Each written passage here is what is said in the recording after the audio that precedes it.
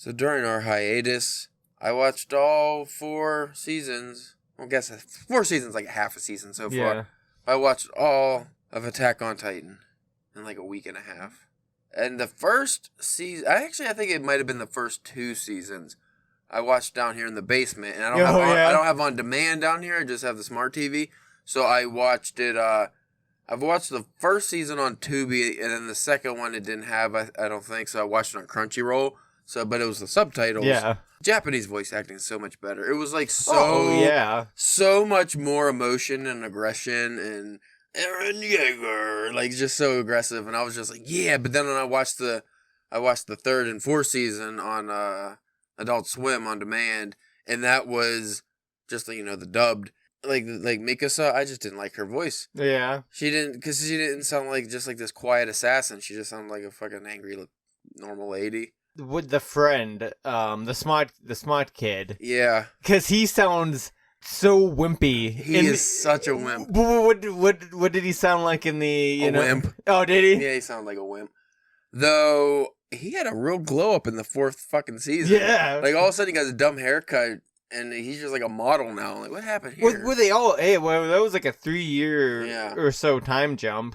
I think it said. I was very confused when that 4th season started, though, because it was just like all these other people that I didn't give a fuck about. At first. And then that Gobby bitch, though, I hope she gets sawed in the face.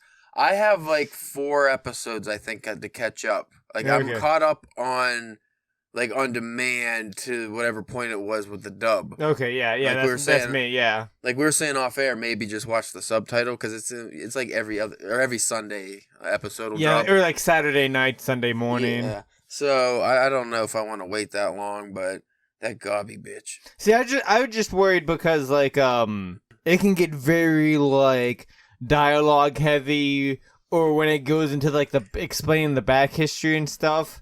It's not that fun when you're watching the action, and because there's a lot of dialogue in the action in this show. Like when he's in a Titan form and he's having like the inner dialogue while he's destroying shit, because then you have to keep reading. Yeah. Dragon Ball Super, I watched that whole thing just subbed the first time around, but there's like 5 words, an episode. You know what I mean? It's a lot more punching and things exploding, screaming. Yeah. I will say the Attack on Titan Crunchyroll sub is easier to read because they have like a shadow overlay or backlay or something on the letters. Oh, so they don't like blend into the okay. Which I don't know why all animes don't do that, because like on the Tubi it was just a regular sub, and sometimes the letters will blend into white backgrounds. Yeah. So I don't know why they don't do that. They just have an overlay like that, so it's a little darker. Maybe they're just like, fuck you. If you want to watch it, learn Japanese. That's anytime I see that argument pop up. I'm gonna like a manga anime group on Facebook, and then I usually don't contribute. I just read the stuff. Yeah. But anytime I see like the dub versus sub debate and people are fighting each other about it, I just want to fucking post like one of those big egghead like enlightenment pictures and just be like original Japanese. Like that's how you have to watch it. But this Attack on Titan show, I was gonna watch it before on Netflix, and I really wish I would have, because I would have already been caught up. But because it's no, it actually kind of turned out good, because I think whenever you first when you originally, the 4th season wasn't out yet. So I would have had to wait. Yeah, you would have had to wait for this. So at least more of it was out when you started. But boy howdy, if you folks haven't watched this show, you gotta check it out, because if there's a character, like whoever your favorite character is, probably is gonna die. Yeah. Just don't have a favorite character. Don't like anybody, because they're gonna die or be mangled or something. They're all good, but also terrible people. Yeah, and everyone's very well written. Well, like that Gobby chick, you hate her because she does some stuff that you really don't like, but she has perfect reasoning for it. Yeah. Well, yeah, I didn't even say, because like we've touched about this on different episodes, and we've talked about doing just a whole episode on manga and anime because of the different kind of stories that they can tell. There's no way, like I don't even think in an American comic book, like something like from like Image, this wouldn't, I couldn't see a story like you know what I mean? And just all the turns. Yeah. All the fucking turns. Twists and turns. Well, every single episode is epic. This is the only anime I've ever watched where there's no filler episodes. Yeah. Not one bullshit filler episode. There's a couple episodes that have backstory, like they're backstory episodes, But like you're learning all about whatever character they want you to learn about. Who usually ends up getting fucking eaten or something anyway. Yeah, that's kind of like, it's almost like the from years ago when The Walking Dead was like, oh man, this guy's getting a real good shine this no. But the way that like the Attack on Titan is written, it's like the character, like anyone who wants to study characters, it's so good because even in just one single episode, they'll introduce a character. And then make you care, like just give you enough that you care about them, like enough about their backstory and their motivation to care about them, and then they just kill them. Yeah. So it's just like every death of like one of the cadets or scouts is like, oh shit, like you feel it, like it was important, like oh shit, that sucks that person died, even if you didn't really actually know the character at all. And the plotting, because whenever I started episode 1, season 1. What is going on now? Never, ever. I had no idea where the story was going at all. At any point in time. Like you think you might have an idea, and then they just flip the script on you.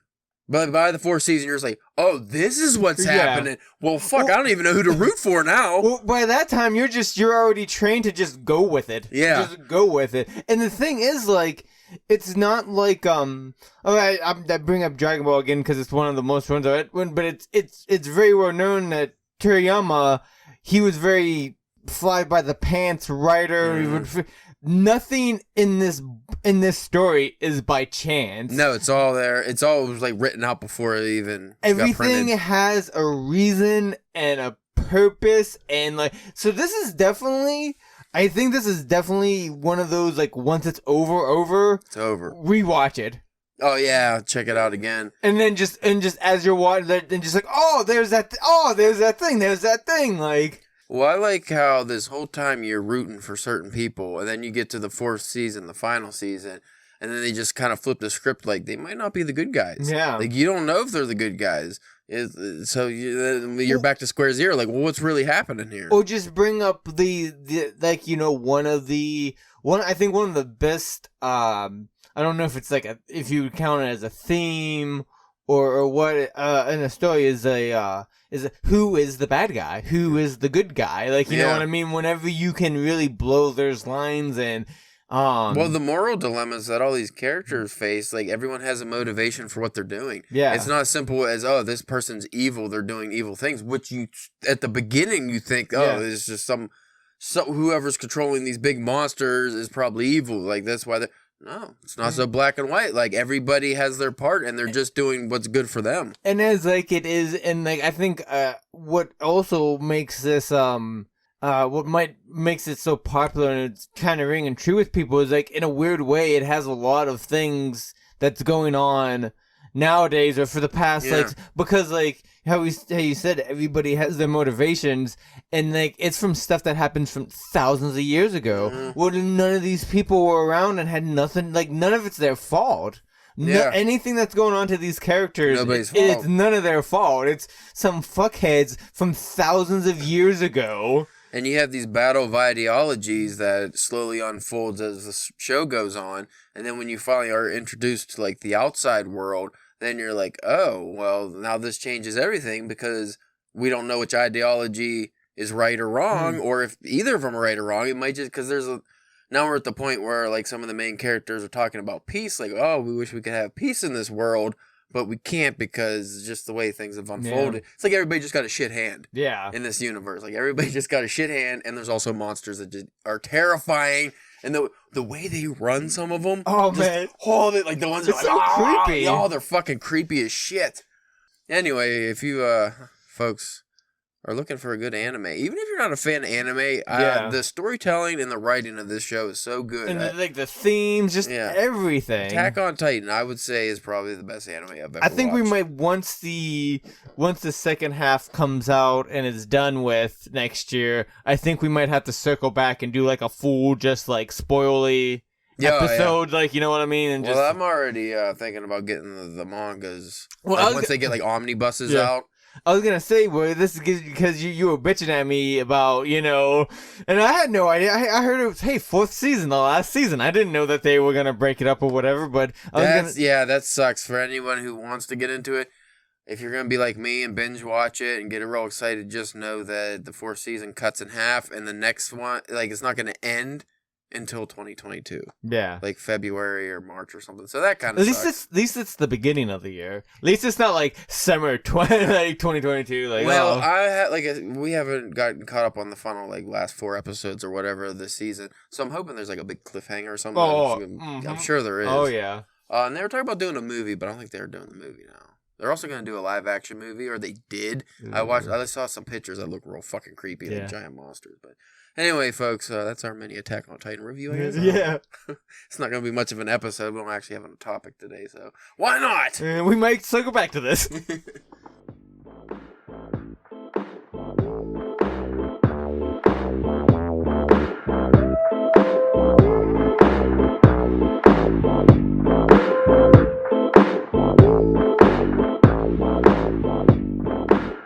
Howdy, folks. Welcome back to the Drunken Pen Writing Podcast. I'm your host, Caleb James. With me today, Spencer, the Portuguese porch pirate church. He steals packages off of porches like a fuckface. And you're Portuguese. Yes. Makes it worse somehow. Because it's like Spanish, but not Spanish. Like Portuguese is a weird sounding Spanish. Well, I guess we might as well address this because we don't have really a topic. This is welcome back because if you folks have noticed, we haven't had an episode in a couple weeks. It's because I got the COVID, and at first it wasn't too bad, so I was thinking, okay, I can still interview some people even though Spencer can't come over. Then I just almost died. Just got very, very, very sick. Couldn't move. Because Mindy got it first, and it took you like a couple of days, right, before it really hit you. This is the breakdown. Mindy wasn't feeling very well. It started with these body aches, and then Thursday came around. She wasn't feeling good, so she wanted to get tested just to be precautious. Yeah. And I'm already at work. I'm at my first stop, and she texts me that she tested positive. So I call my boss, like, hey, got to get the fuck out of here. She tested positive. I was obviously around her, so, better safe than sorry. So I go home. That night, I got a real bad headache, and I just felt like I had a bad cold. Yeah. Come Tuesday next week, she is sick as fuck. Like, she is out on the couch. She's dead, fucking fever, shitty feeling, just awful. I'm not feeling too bad, actually, but work wanted me to get tested so I could get paid. So I was like, all right, well, I'm going to go get tested. My headache was getting worse, and my body aches were starting to get really bad. Like, I couldn't sit in the room I was in. I was like, this is really uncomfortable. What's going on? It felt like I was sitting... I mean, it was like 5 days. I was just sitting on the couch and stuff. So I was like, maybe I'm just like cramping up because I haven't been active. Yeah. Well, my test came back negative, and I was like, okay, cool. Maybe it's already out of my system. That's what they told me. It was probably out of, leaving my system. I was incorrect. That night, my body aches became overwhelming, and I was laying on the floor. Like, I couldn't get comfortable. Yeah. I'm talking about, like, almost crying, like somebody stabbing you. It was terrible. Yeah, I've been sick like that before. Yeah. Obviously not with, like, the corona, but just how I've had, like, I've had, like, colds where you've had, like, body aches, so I could only imagine, like, that amplified. I've never had body aches like that. It was fucking terrible, and that lasted for days. But that night, I think that night I actually got a fever. Then the next night I had a real bad fever. What it turned out is I actually got tested too early. The virus was in my system, and we think we got the mutant strain because the symptoms were different. Like, they were the symptoms of what the mutant strain was, not the original. But I think I got tested too early because even though it was in my system, I don't think it was in my sinuses or because my lungs and stuff were fine at that point. So I think when they do the swab, it would was just they stuck it right into my fucking brain. I swear, I'm not even joking. They scraped the inside of my eyeball from like, and they do it twice. They do it once on each one, and my eyes are watering. I'm like, that was terrible. I was like, okay, we gotta do it again. I was like, again? And Mindy said hers wasn't like that. I don't think they just weren't gentle with me. Like, she jammed it up into like it was touching like the socket, like the inside of the eye socket. Like, as far as where that sinus wall is. Ooh. Yeah, so that was bad. I'm trying not to, like, fucking start coughing on the lady. Because I was thinking, do I have corona now? I don't know. So that was terrible. It was very unprofessional. And then I proceeded just to get, like, super sick. I had a fever for maybe, like, 5 or more days in a row. My fevers must have been really bad because I was freezing cold at night, like, under all the blankets, but I wasn't even sweating. And I was just, like, I was hallucinating. And those were warm days. Yeah, it was real nice out, too. And but I was hallucinating and fucking seeing shit. So I don't know how high my fever was those days, but the one night when I finally started to feel better, like a week later, I was sitting on the couch and Mindy, I was like, I'm feeling a little bit warm. And then she, or no, I don't even think I said that. I was just kind of feeling a little bit warm, but I actually felt a lot better than I had been. So I was like, maybe this thing's finally going away and stuff. And then Mindy, she's like, she put her hand on my head. She's like, Jesus, fuck. And I was like, what? I was like, I feel fine. She gave me my temperature was 103, almost 104. Ooh. And that was like the lowest temperature I think I had for like a week, because that was the only time I actually felt okay. Yeah. So I'm thinking that's probably not a good sign.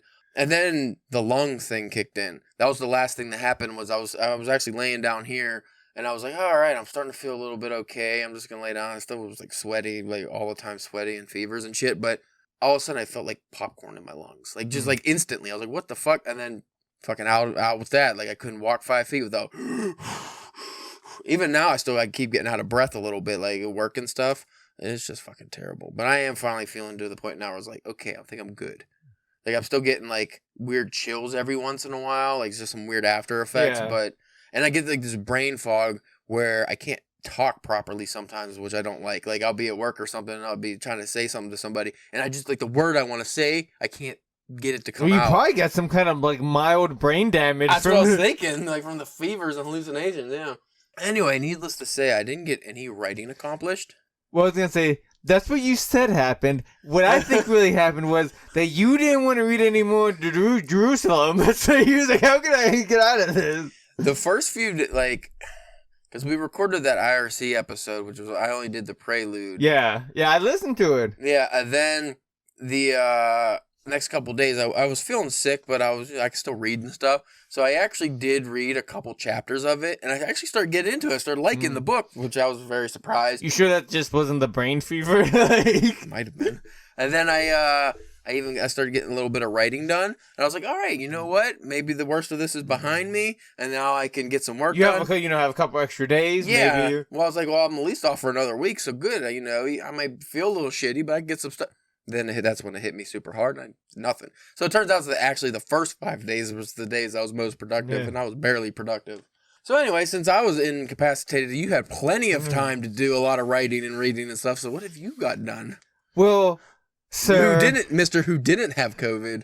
Well, so I felt in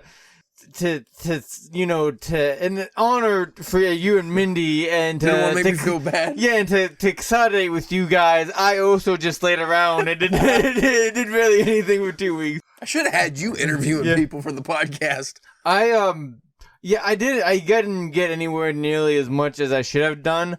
My one short story that I've been working on, I did like the first 3 drafts on the first half of the story, and then when I was doing that, I kind of came up with like a better ending, I think, for it, which I can talk to you about that, like once we wrap up.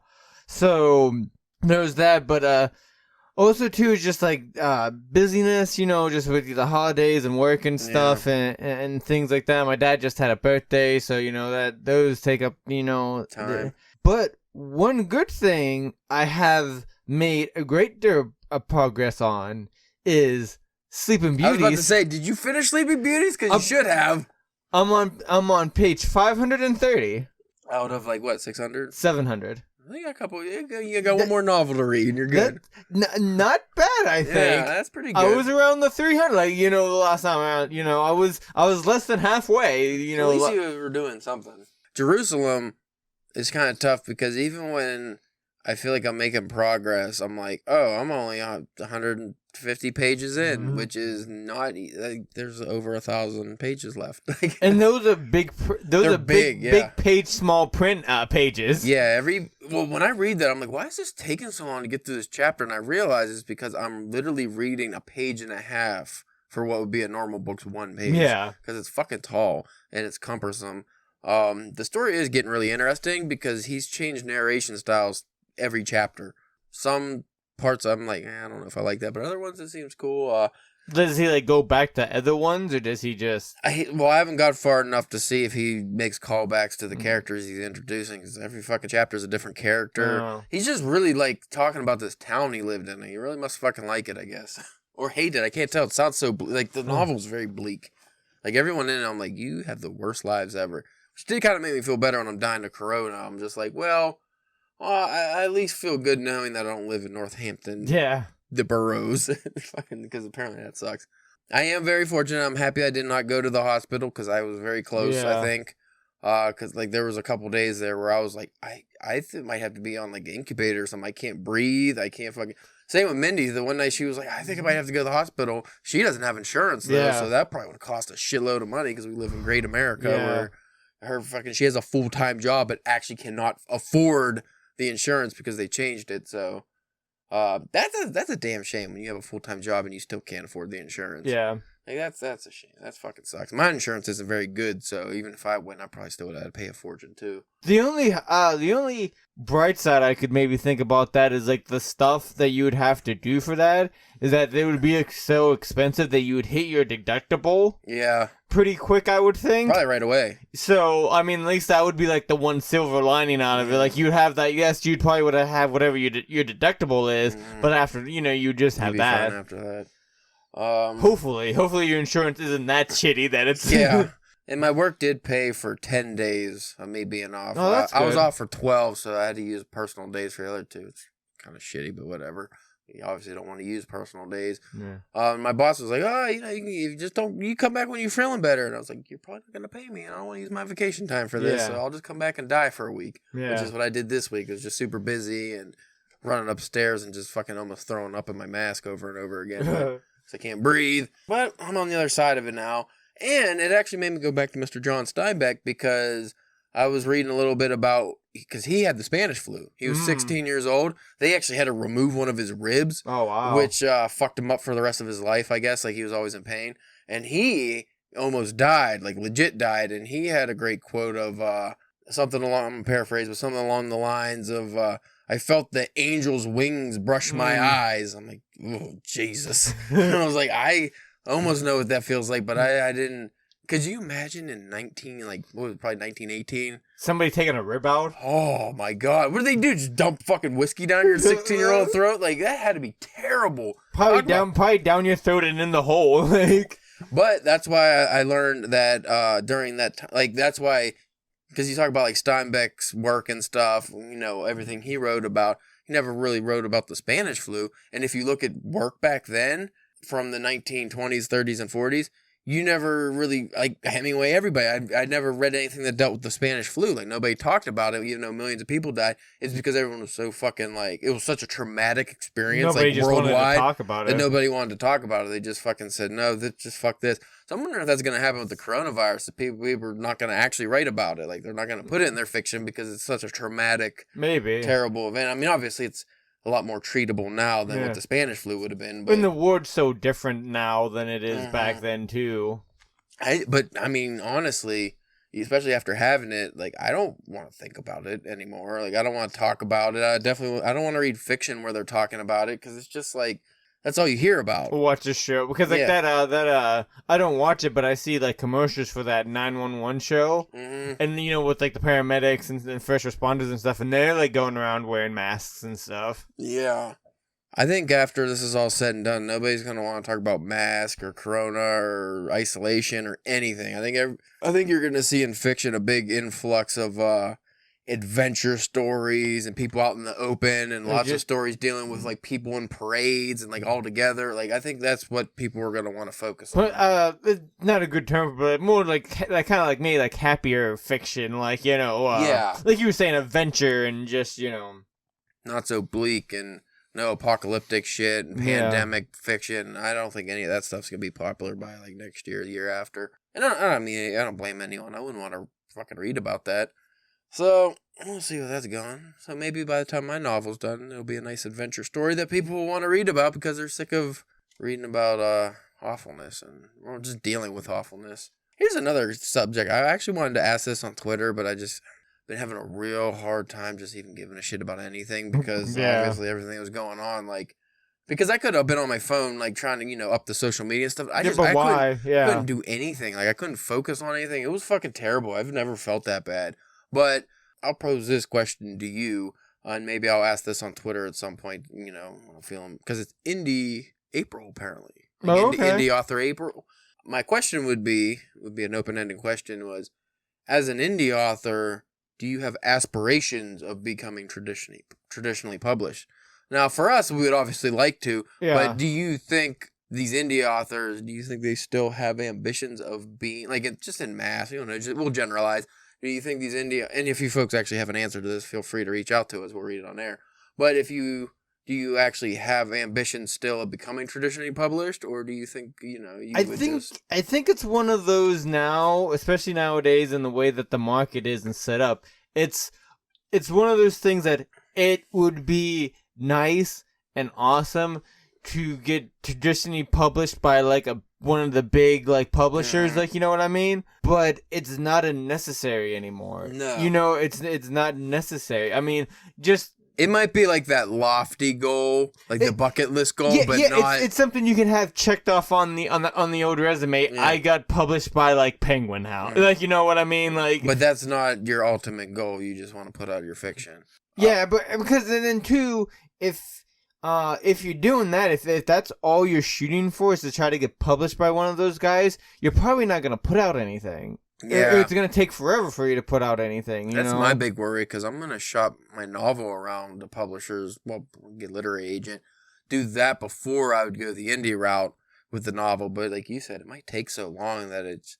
if you want people to fucking read it, it's going to be hard if you have to wait 4 years. By that time, it might not even be relevant anymore. And I mean, just even like right before we started this, a few years ago until now, how many like indie authors have we come across that do like really good work and have great stories and books and stuff like that, and all you got to do is just, and it's it's a little different because it's comics, but like we bring up like Derek Manning, like I'm sure he would probably think it'd be cool to have a book published at like Image, or to like write or write like Constantine or something like that.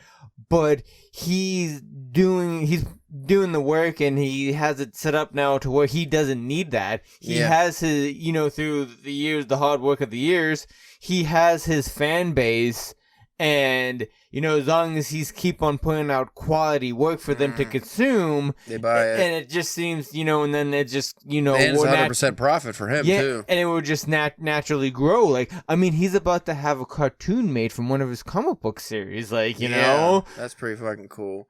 I would want to be traditionally published just for the fact that I don't want to have to hire the editor, book designer, but if you have to still do the marketing, we talked about this before, like, it's almost, what does it matter then if you're marketing yourself anyway?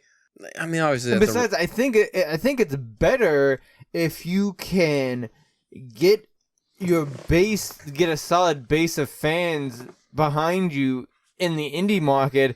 And then that will be easier for you to get something published at one of the bigger publishers, because you're like, hey, I already have these guys. Which is what they look for. Yeah, I have these people. My book, my books sell at least like a steady 20,000 copies, and I have steady coming in, and that's just me doing my thing. Imagine if you put me in bookstores and stuff like that. But then here's the catch. Do you really need them, though, if you have the built-in fan base already? Because, they could put you in bookstores, but most people buy the books online anyway. Well, but, maybe, this is weird, too, because I'm not even sure how people find their books now, but they would maybe be able to introduce it to a wider audience than if you have the good, your good set of fans, but it's like, it's hard to get other people to, it's just hard to get people that we know to read our stuff now. And if we could get somebody to put it out in front of people that are actually into, reading things or whatever. So, I mean, that's one of the things they might be able to spotlight, get your name out there. I mean, yes, you'll have to publish, you'll have to promote yourself, but I'm sure, though, having that there still helps somewhat. I think if you're going the indie route, a good move would be to find like a weird subgenre. That way, if your sales do fairly decent, you could be the top of that subgenre on like Amazon or something. Yeah. So that's already kind of your promotion. So somebody's just looking up like, like a subgenre of sci-fi, some kind of hard alien fucking sci-fi or something. If you have, if there's only fucking 5 guys publishing books in that genre and your book sells decently, you'd be around the top of that list. You'll show up. Because I see a lot of people do that with like different crime fictions. They'll specifically change their crime fiction story to have maybe more of like a CSI element, just so they can be in that category. Because there's a lot of I don't know if you look recently. There's a lot of categories on there. Ideally, I think the best scenario is a little bit of both. Like you could have, like you say, you have a series of books, like it's Penguin, that you're putting out every, year or so. And like, that's kind of like help paying the bills, but also helps you like put out your other books, underneath your, underneath your own thing or whatever, I don't know how book deals deal with that kind of stuff. Like if you have side work, what I would like to do, it would be to have whether I'm writing a series or whatnot, is to be traditionally published through like a bigger publisher. But then if I want to like dabble in comics or novellas or short story collections, specifically for me would be short story collections, do those indie styles and then just sell those myself. That way I get the profit from those. Like you said, that's the best of both worlds, because now you have this big conglomerate behind you for your major book, and maybe you do signings and stuff. But then you can also have your indie work that could be maybe it doesn't fit the right genres that the publisher would want, or it's a little too experimental, or stuff that, or just something that they might not even want. Yeah, most likely just something they wouldn't want. I feel like a lot of these big publishers, they don't really want short story collections if you're unknown. Yeah. Unless it's in a specific, like, horror would be one that they would probably go for more than, like, if you do, like, fantasy short story collection. I don't think those sell very decently. The market has changed even in the last few months. I've noticed, like, YA's dropped off drastically. I think sci-fi's picked up even more than it was before, with things like The Expanse and stuff doing really well. Fantasy, I think, is doing well now. Because that's a good escape. From everything. But like YA, which was dominating for, the 2010s, like throughout that decade, I think that's like completely dropped off. Well, listen, what about this as a theory? So all those people have grown up. That could be it, yeah. And then the next people, they don't like to read so much. They don't like to read. They don't read so good. Well, okay, so listen to this. So, as we were talking about in the cold open, we were talking about Attack on Titans. So there's a girl that I work with, she also likes watching it, so we talk about it. But she listens to she watches the whole thing sub. She doesn't like the American, voice actors and stuff like that. Which is fine. But she was mad that I'll have to wait a whole year until the next thing. I was like, well, that could give you plenty of time to read the manga, and you could get caught up, and you could read, because that's ending soon. Yeah. She's like, oh, but I don't read. I don't like to read. I don't read. You read the sub. It's the same fucking. It's literally the same thing. Because the manga, it actually has less dialogue than the sub does. Guaranteed. I guarantee you have an episode of Attack on Titan when they have all this fucking dialogue. Because any manga I've read, there's not a whole, like, that's where it's different from comics, is generally you don't get, like, just pages of dialogue or anything. Yep. It's all visually told. Yeah. So, you could tell her that's who hockey. I did. And she was just kind of like, yeah. And she's not the brightest in the head. Yeah. but yeah, she was just like, and because I always like, because people like, just in general, people are like, oh, I don't like to read. But it's like, but you read all the time, though. She's not Gen Z, is she? I don't know. I think she just turned like 20 or 21. Yeah. Is that Gen Z? Yeah. They like to brag about how they don't read, which I think is weird. Oh, she wasn't necessarily bragging. She just said she don't read. Just doesn't like it or just doesn't do it, and it's just like. And like we were talking about earlier, that's a lot more harder reading it on the show with action going, other than just reading it on in the manga. Like, no excuse. Maybe they just don't like physically holding a book. The iPad or Kindle. This whole thing weirds me out of not reading. And it's not just Gen Z. Like, we like to pick on Gen Z because they're the youngins. There's plenty of people that we went to school with that don't read. I fucking got in an argument on Facebook one time because I made a post about something about, like, I don't understand the people who just don't, like, ever read. And then, like, a bunch of people's like, I don't read either. Also, I don't know if this goes hand in hand, but I feel like it does. They're all, like, super huge, like, football, like, NFL fans. Like, that's all they talk about.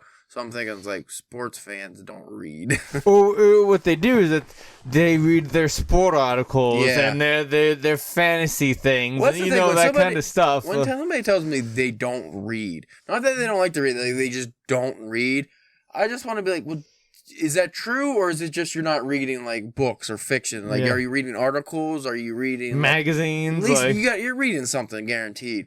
You're always looking at something on your fucking phone. Like, this is how I know when someone actually doesn't read or doesn't like to read at all, is when they go out of their way, like, dude, I read an article, and they're like really excited and happy to be able to say like they read an article, because even just reading an article is like, that's big if you don't read at all. Yeah. So when they get real excited like that, and then that always like kills a little part of me inside, because I just want to be like, you're so happy. You can have that all the time. Yeah, like you're so excited about like that you read this article and was able to get this information from it. You could do that all the time. Yeah. For free. You could do it all the time. Like, just, it starts off small. You just read that little article about fucking football or something, and it made you happy. Like, just extend it. Yeah. Just try a little more, right? Maybe read 2 articles tomorrow. And then what also gets me is, like, it's like, because, a lot of, we're getting to the age where a lot of our friends and stuff are having kids, and it's like, you gotta at least put the act on for the kids, because you want the kids to be able to read. Well, that's what I'm thinking. Like, do these parents not want their kids to read? And I feel like some of them don't, because they don't read, so they don't want to have to read bedtime stories to their kids. Because I can't tell you how much reading, like how many comics I've bought for my friends' kids. Like, I think at some points I've bought more stuff for them to read than what their parents have bought them to read. Like, now I don't know if they've read it or not, but I'm doing my part. I really, really hope that this is mainly just like an American thing, or even more specifically just this area. There's got to be places in America where people are better read and enjoy fiction. Well, you know what? When I went to Maine, up in Bangor, I saw a lot of people with books, and the bookstores were fucking huge. Yeah. And so I feel like there's a lot of readers up there. I think you probably get places like New York, like those big cities, like, I mean, just statistically, you're going to have a good section to read. Well, New York has a lot of books. They have the Stand, one of the most famous bookstores. Like, they got all kinds of shit. So, San Francisco's another one. They have a lot of bookstores. And even like Monterey and stuff, I think I remember seeing some cool bookstores. So, they're out there. There's readers out there, but the fucking Southwest Hillbilly, Pennsylvania, not so much. But there are some cool bookstores in Pittsburgh, so there's readers up there. You can't just generalize and say, like, nobody reads. It's just, like, the people we come in contact on a daily basis tend not to be readers. But what kills me the most, people who brag that they don't read. Mm-hmm. That's, like, I just feel like that's, like, you're bragging about being stupid almost. It's like, why would you, if you don't like to read, fine. I'm not going to want to, argue with somebody, because maybe they just don't enjoy it, whatever it is. Or maybe they, you never know, maybe somebody has, like, a learning disability or something, or is dyslexic, or something like or be one of those people who can't form images in their head. Like, there's some people they can't do. They don't have inner monologue, or like there's people who have different brains. That's fine, but just the people who actually openly brag, like, yeah, I don't fucking read them gay books. Like, why are they gay books? Are you like gay erotica? No, what? What are you talking about? No, there's books. Like, all books are gay. Like, happy gay? Like, what are you trying to get at here? Well, like that Hemingway with his book. Wait, you know Hemingway. You read. You read. You don't just call out Hemingway. That's the funniest thing, though, is when I see like a fucking, like one of the most shitty Jay Leno skits. I think Kimmel does those now. Like, they go on the street and be like, hey, name one author. And they were like, oh. Yeah, there's just one author that's ever lived. And there's like, oh my God, Brad Pitt. Like, like, they just say some random name, like an actor or something. It's like, is that real? That can't be real. Yeah, some of them are probably real, but a lot of those have to be just like, hey, act like an idiot and we'll put you on TV. I'm sorry, but you cannot tell me in the United States of America, if you go up to 99% of the population and be like, hey, just name an author, that they can't just say like Stephen King. Yeah. Like, that's like, I feel like that would be like, they would the go-to. That would be the go. Yeah. That and like J.K. Rowling would be like the go-to. Mm-hmm. Or maybe, see, I feel like fucking people are too stupid to even say like Mark Twain or something now. But yeah, like Stephen King seems like that would be the, like, just Dean Koontz, like somebody you see on the fucking fluff shelf, James Patterson. But people that like, there's movies made on their stuff. That's what I'm saying. Like, you know this. You know this.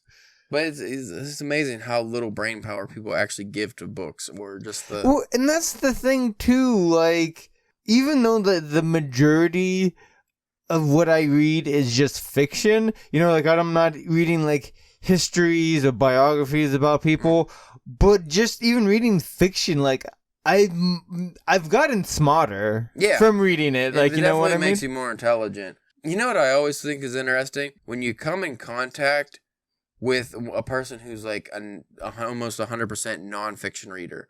Like, they read all the time. But that's a whole nother beast. But all it is like historical stuff, like World War II stuff, biographies. And it's almost like, I don't know, it's weird because you don't want to insult them or anything. That's fine, they're reading. That's a good thing. But it just seems so weird that they don't read fiction at all. Because I've talked to people who's like, oh, I don't read fiction. I was like, oh, you're not a reader? No, I love reading. And they'll show you pictures of their bookshelves, and they're fucking crazy. Because it almost seems like homework. Yeah. Like when you read that kind of stuff. And then you're like, is this person like way smarter than me? Or I can't tell. They don't read fiction, but they read a lot. I don't know. I mean, I guess it just depends on the subject, because there's a handful of like different like comic book like history books that I eventually want to get into and stuff like that, just to read those and things like that. So I guess if you can you find a genre or a subject that you really enjoy that you can read, that there's a whole bunch of things you can read about, so. Well, I mean, I've read a lot of nonfiction in my day, like history of boxing and World War II type of shit, and like I've read a lot of stuff, but I have to really be in the mood for that kind of stuff. And like you said, it has to be something that you're really interested in about. And other than like, I'm gonna kick myself for forgetting that guy's name because he was really cool when I talked to him. But that author of that one heavyweight boxing book I got, it was really well done. Like, the stories are entertaining. Like, a good history writer will make it entertaining. Yeah. But like something like that, like I just read like it's fun.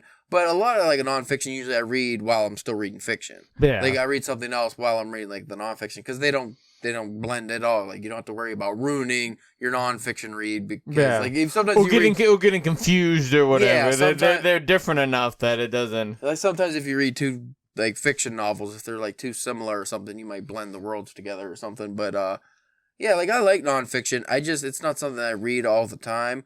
I actually, when I was a kid, started reading nonfiction before I started reading fiction. Like I read like a lot of. When we go to the book fairs, I get like the Muhammad Ali biography, like a lot of these little biographies I started reading.